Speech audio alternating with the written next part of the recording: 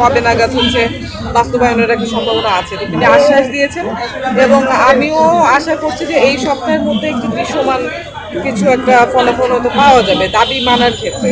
তো সেক্ষেত্রে তিনি যেহেতু এসে আশ্বস্ত করে গিয়েছেন, সেক্ষেত্রে আমি আমার মানে কর্মসূচি আপাতত স্থগিত করছি। পরবর্তীতে যদি প্রয়োজন লাগে বা যদি সেরকম কিছু ভবিষ্যতে বলছি, তাহলে হয়তো আমি ভবিষ্যতে আবার মানে আসিফ মাহমুদ সজীব ভুঁইয়ার কথাতে আপনি কনভিন্স? আচ্ছা, পাঁচটি দাবিটা আপনার কি একটু বলবেন নতুন করে?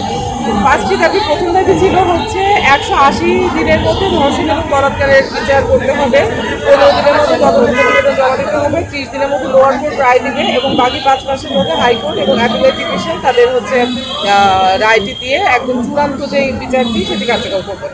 আমাদের দ্বিতীয় দাবি ছিল প্রত্যেকটি থানায় একজন নারী পুলিশ সদস্যের নেতৃত্বে একটি ইমার্জেন্সি ক্রাইসিস রেসপন্স টিম গঠন করে দিতে হবে এবং প্রত্যেকটি থানায় একটি অনস্টপ ক্রাইসিস সেন্টার গঠন করে দিতে হবে, যেটি কাজ হবে ভিকটিমকে মানসিক এবং হচ্ছে কোনো যদি আইনি যদি আর্থিক ক্ষেত্রে যদি কোনো আইনি সহায়তা লাগে সেটি প্রোভাইড করা।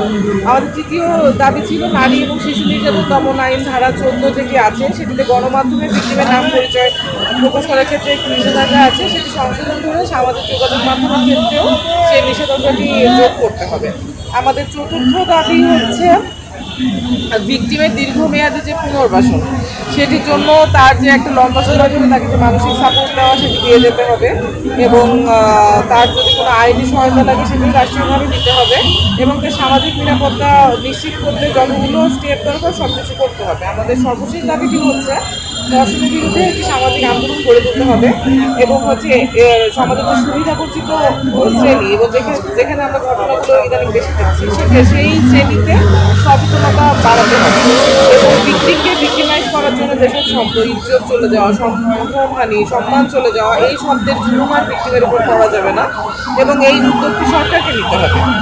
আমাদের মানে অ্যাসিড সন্ত্রাস নিয়ে বেশ সরকারি ক্যাম্পেইনের একটা সফল উদাহরণ আমাদের কাছে আছে। তো মাননীয় উপদেষ্টা আমাদেরকে আশ্বস্ত করেছেন তিনি এরকম কিছু একটা উদ্যোগ নেবেন ধর্ষণের বিরুদ্ধে এবং আমাদের হচ্ছে নৈতিক শিক্ষা এবং হচ্ছে লিঙ্গ সমতা এই বিষয়গুলি প্রযোজ্য বিষয় হিসেবে অন্তর্ভুক্ত করতে হবে।